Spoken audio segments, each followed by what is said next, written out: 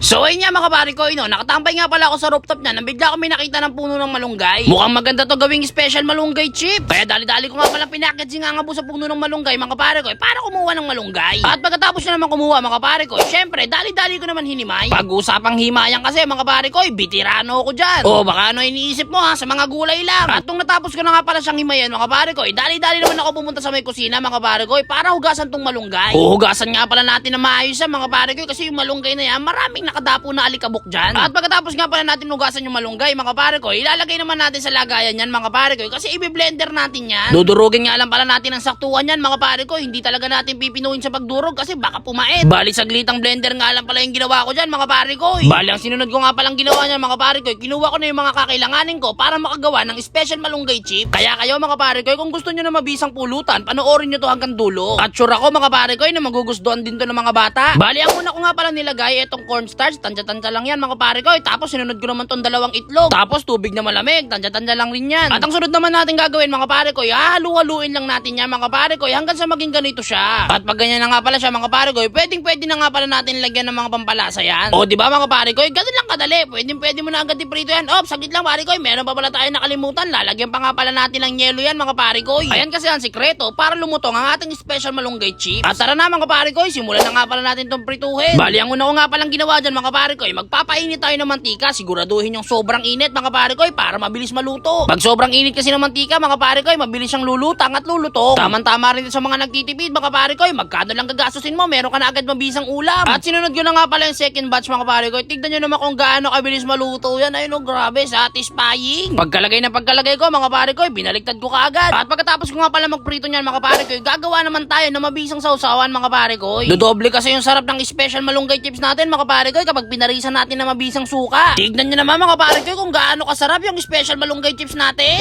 So ayun nga mga pare ko, eto nga pala yung simpleng malunggay mga pare ko, na ginawa kong special malunggay chips. Tignan nyo naman kung gaano kasarap yan. Tapos meron pang mabisang suka. Syempre tikman na natin to pare ko. Ayun o.